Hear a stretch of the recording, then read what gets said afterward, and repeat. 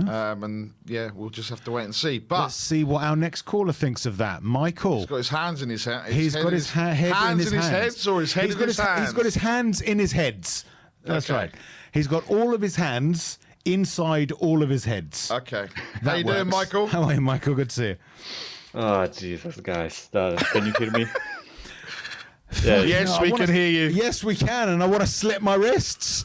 Yeah, okay. So the best analogy for this game for me is that I felt like watching the Polish national team, exactly the same performance, except that my expectations for the national team are way lower than for Spurs. So just I wrote something in chat in the lobby saying that my English might not be good enough to describe how I feel after this game, but there are plenty of Polish words I could use right now. The only problem is that you wouldn't understand me. So I actually worked with a Polish guy many years ago, and he taught me some Polish profanities, so I can imagine some of them. I think we could probably read between the lines as well, right? I'm not going to say them. No. I'm not saying you can say them, but we could read between the lines. So yeah, absolutely. Michael, give us your thoughts on the game as best as you can. Without the Polish profanities. Or with the Polish profanities, if you like. I don't mind. No. Trust me, you don't want this. But yeah, just in general, okay. With what should I start? Because honestly, I want to rip this team apart. It's an unknown feeling for me because usually I don't get pissed watching games. But during this particular game I did, just because I don't feel like we did, that much wrong defensively. Okay, let me rephrase that. We gifted them a goal. Let's be honest. And it's as simple as that. For some fucking unknown reason, we switched off. And, literally when they were taking that foul throw, I said, switch on, guys.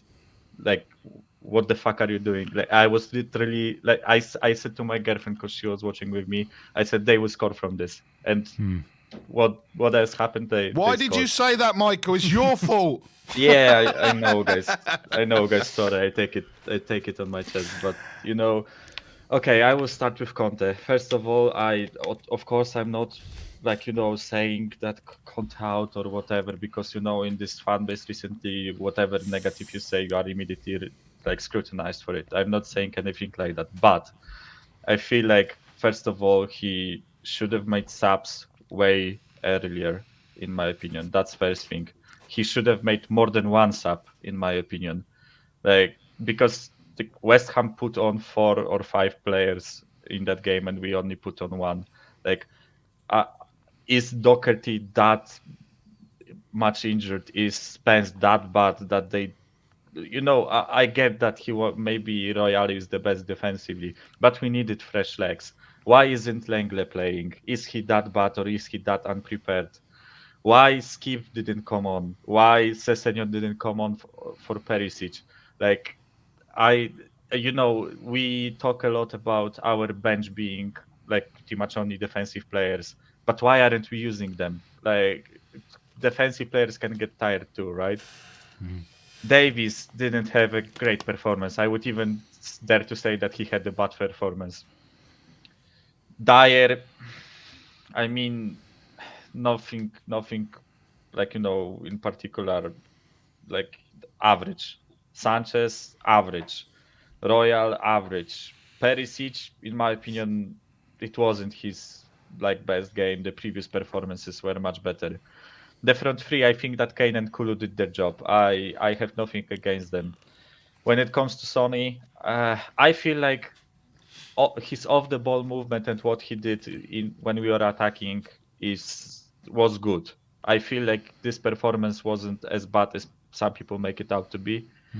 But right now he will be the scapegoat because everyone is on his back saying that he needs to be rested. So I said myself that he needs to be rested for this game. I wanted him to be rested, but he played, and I think that he played well. Well, I mean, not bad, but he will be the scapegoat. But my issue with this team right now is that we aren't dangerous on our right side at all with Sanchez and Royal. I mean, they aren't bad defensively, but offensively, they just don't exist in my opinion. Like, we cannot expect much from them. On now, our left side is really good in my opinion. Like I'm talking about all three players: Son, Perisic, and Davis. All three of them, they are good. But only our left side works offensively, and Kulusevski alone on the right. That means pretty much for me that most teams will play really defensively on the right side, and I think that's also the reason why Sony isn't doing as great, because it's so cramped there. There is so many bodies there that he cannot use his strengths.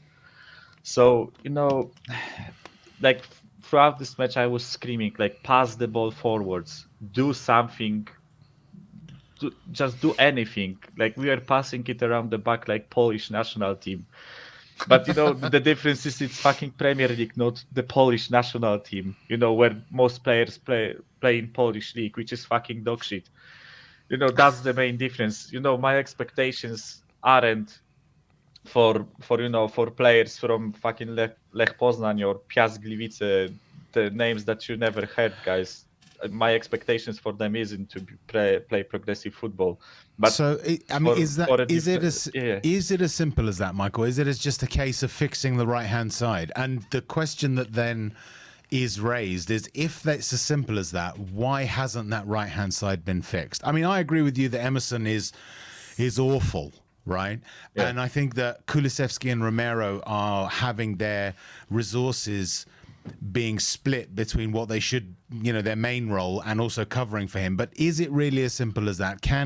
Or is there something else missing? Because you can't take away from the fact that we've got 11 points out of 15, but nothing, it's not been, even Southampton at first was a bit, the hell? It wasn't fully convincing. Is it just as simple as fixing that right side? It's hard for me to point to an exact reason why everything isn't working. Because let's be honest, like, everything on the pitch isn't working as well as it should be, right? We watched this team beat Everton 5-0, Aston Villa 4-0, 3-0 against Arsenal. We watched this team rip other teams apart, right?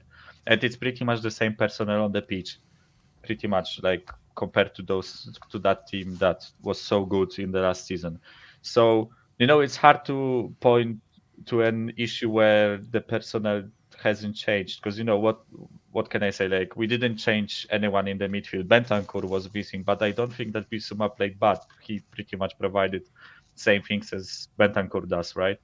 So I just feel like this team needs some freshening up, and I feel like Romero missing is a key component.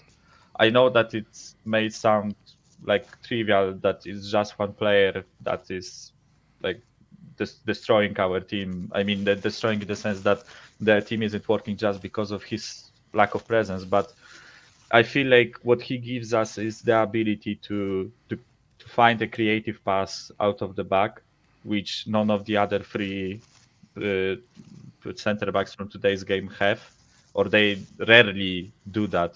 Like, there were plenty of balls from Dyer or even Sanchez towards the forward line, which were way overshot, and nobody could reach them. Whereas with Romero, I feel like he has that part of the game in control. I would say so. Of course, the right side isn't the only issue, but it's the first thing that I notice that is the problem. That's the easiest thing to point out for me. But there is plenty of other issues. Certain players, in my opinion, aren't in form, or maybe because of Davis and Dyer and their performances last season, we got fooled a bit. And I feel like where they were playing way over their level in the previous season, right now they are playing At their like level. at their level, basically. Yeah. Okay. And there is plenty of issues I could also point out. Like, I feel the obvious one, we should have fixed that defense in the transfer window, but unfortunately it's 24 hours left and I don't see anything happening unless we bring Dan James. But how the fuck is that going to help us? So, you know, yeah, as I said, I have issues with many things. I have issue with Conte in this game because I feel like he should have changed something, in my opinion. Because like we were getting run down since the second half started, and it smelled like we are going to concede. Right? You could just feel it, and you know he didn't change anything. Then we conceded, and still he didn't change anything. I feel like he should have brought some fresh legs into the squad, and maybe he should have even considered changing something tactically, like taking Kulusevski on and bringing Skip on, so that we could swap to a three in the middle. I don't know if that could help because I'm not like a coach. I'm not a tactician, but I feel like there is something that has to be done about those performances. But you know, it's Okay. hard to point to a certain Michael, thing. Sorry, guys, I went on a monologue. No, it's No, fine, it's mate. fine. Michael, It's look, it's absolutely fine. For me, look, this time last season we lost to West Ham away, we lost to Chelsea, we lost to Southampton, and we lost to Wolves. So look, we are in a better position than we were last season in terms of results versus this team. The games are going to come thick and fast. So I would say it is what it is for tonight. Go and spend some time with your girlfriend and go and enjoy yourself. Don't use too many Polish swear words. Yeah. While you do so. All right. Yeah. Unless she likes it. I mean, I don't know her, so maybe she enjoys that, so it's a good thing. But yeah, thank you very much, Michael. Thanks, Thank you Michael. for joining us. Thanks for coming on. And speak to you again soon. Thanks, Take guys, care, for pal. listening. Cheers, Thanks sir. very much.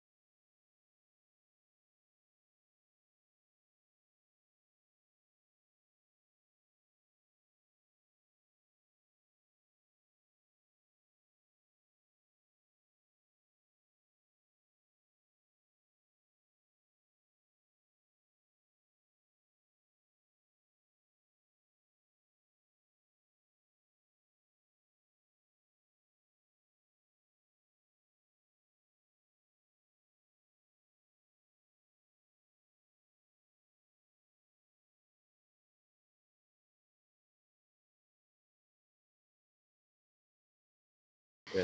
So the right-hand side, better defenders. What do you reckon? Yeah, look, I think so. Look, there's a super chat from the Assassinator.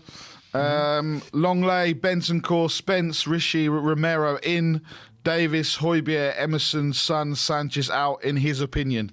Replaced by who? I mean, you can't get rid of those 5 and then not have anyone else. No. So the first 5 in, and then Davis, Højbjerg. So Longley for Davis, Bentancur for Højbjerg, Spence for Emerson, Richarlison for Son, and Romero for Sanchez. We need more though. That still leaves absolutely, but the squad very thin. Yeah, I mean, I don't. Look, I think it's easier to pinpoint Emerson as a scapegoat, Davis as a scapegoat, and Højbjerg as a scapegoat. But I think actually those 3 were probably 3 of our better players tonight, in all honesty. Well, moving on to our next caller, it's the Joracle. The man that I like to call the Iceman. The Iceman. He looks very serious, doesn't he? He does. He's going to impart it's the some glasses, knowledge. Guys. It is the glasses. Yeah. Absolutely. Yeah. Absolutely. I'm How not are you, more Jory? serious than I'm normally, so no worries. How are you, Jory? Good to see you, pal. Yeah, likewise, guys. Great show. I'm all right. Not super happy with the result, for sure. Did you but watch? Mostly, say again? Did you watch?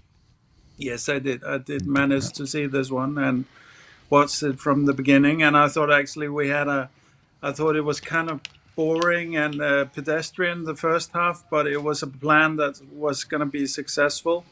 I just thought it was a question of being patient with it. We were going fairly, we were going long at the back mostly, and it was paying off. We got chances. We were actually a little bit sloppy with the chances, I thought.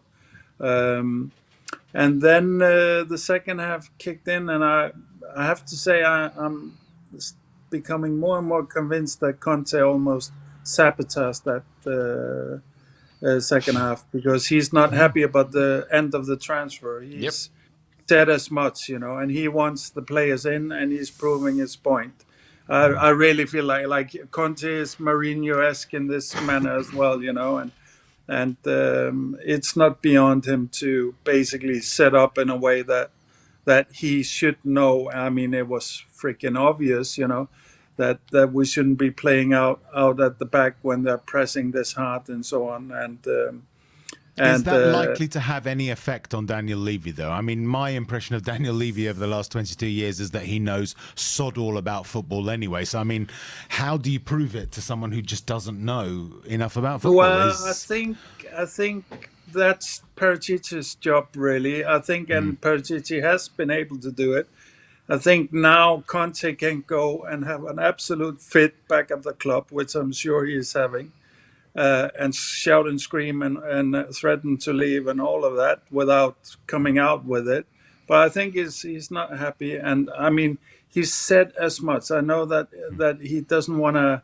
I mean, there's still time to react. And as far as I know, we're trying to work on two signings at least, and who knows, maybe something else. But I really feel like the whole playing out at the back was, I mean, I don't believe that Conte is that naive and that blind that he thinks that was a viable plan. It was obvious within 10 minutes that was a terrible plan, and he could have switched back easily without any substitutions, really, just shouted in the instructions to go long again, and we would be playing similar to the first half. And with patience, we would have scored another goal, I'm sure.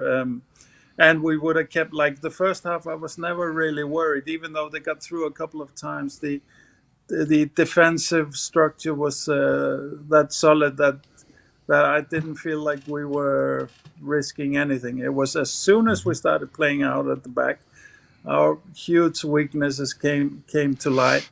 And our lack of leadership and spursiness from our senior players, which was revealed there. And I've had this gripe with Lloris before, and Sanchez has so many times had to bear the brunt of it because when Lloris gets pressed, or not even pressed, but just as soon as they look at him, he passes it out to Sanchez, which also, and the question then becomes, why is Dyer not available for the pass? Because Dyer hides away. Like these two guys have been using Sanchez for a scapegoat for way too long. I'm not saying Sanchez is great on the ball. We know he's not great on the ball. Sanchez knows he's not great on the ball.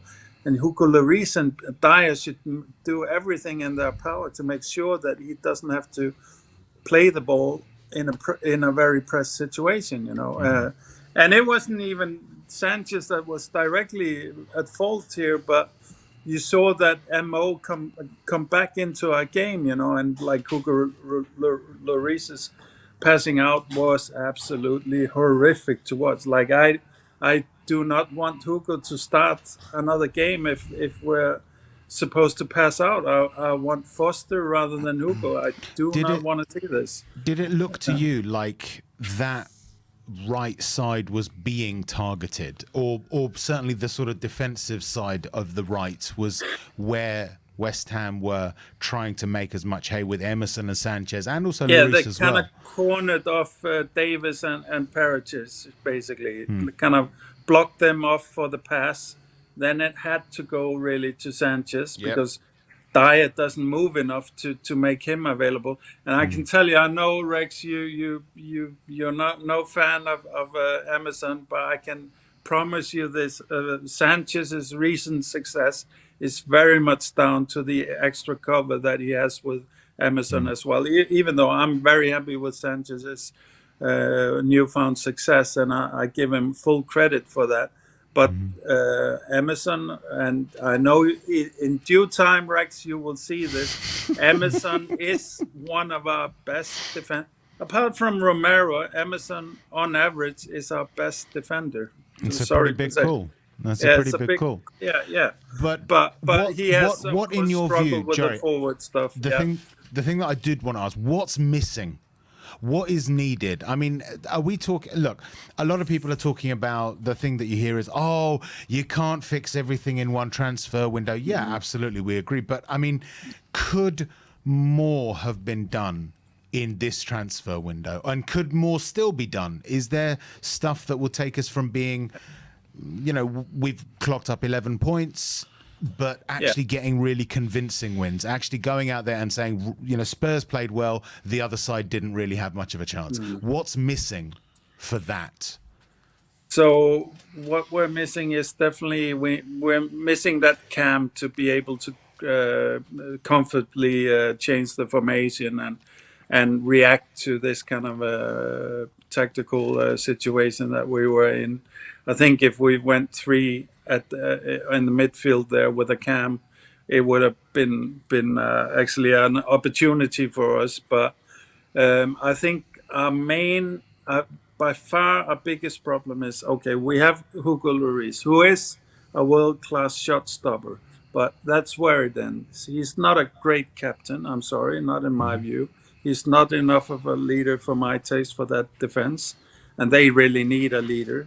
But if we're sticking with Hugo Lloris, it's imperative that we get ball-playing centre-backs, really good on-the-ball centre-backs, because Hugo Lloris can manage that short pass to his centre-backs, and then we can at least just start. And we do it with Dyer, and it's fine. But once the press is on, really hard press, and good teams like West Ham are pressing, we need the whole back line to be of high quality on the ball, So it's not enough just having Romero with that quality, So that's really, I think, by far our most pressing issue is that we need close to world-class centre back that ideally could cover both sides as well, but at least then maybe cover the left side as well, because I'm fairly happy with Romero and Sanchez as a back off on the right side. We do need that winger on the right as well, but I think there's options there. I mean, I don't think we can also use that as a trap. If you guys rightly say we're looking by far the best on the left. I think we're looking the most complete on the left, but that can also make some opportunities both going through the middle and on the right.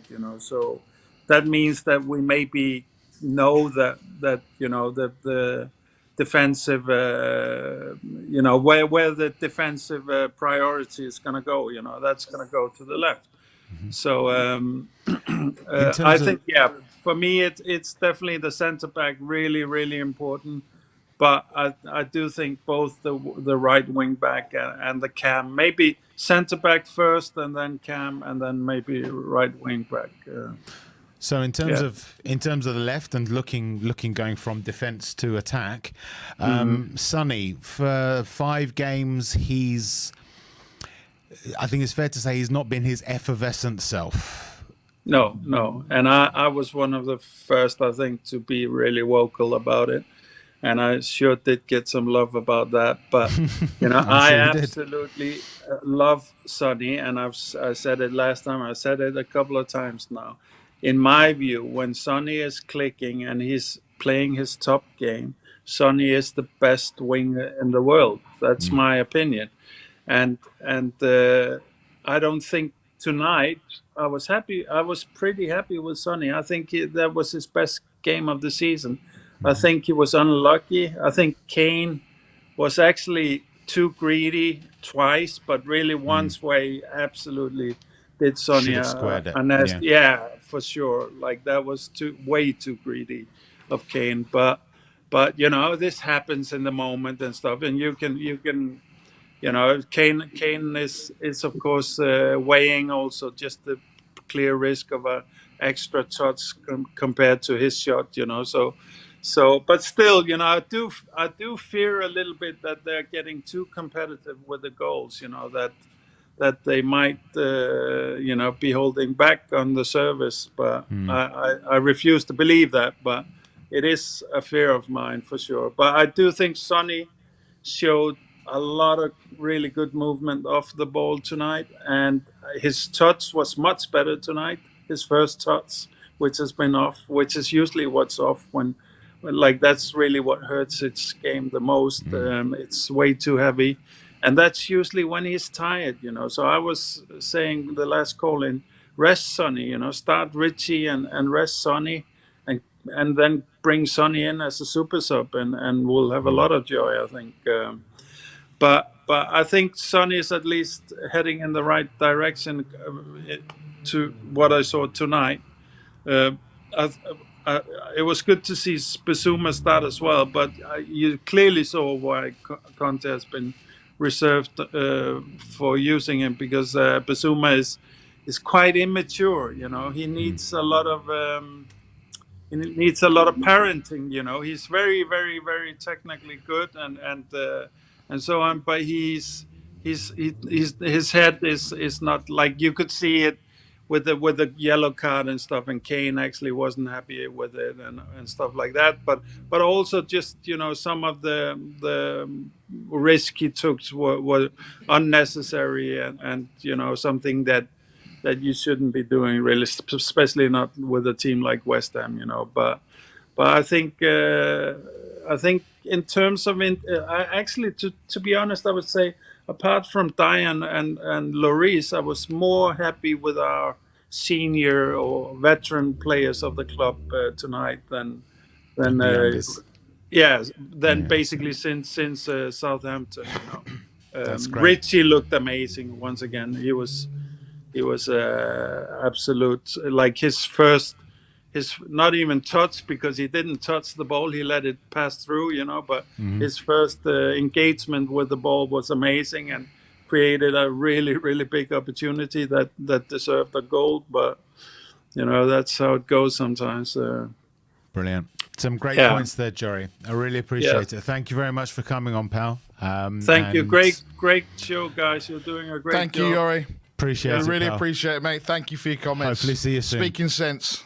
Take care, guys. Take care, Cheers, pal. mate. Bye-bye. Bye-bye. So, some interesting points there. Yeah, absolutely.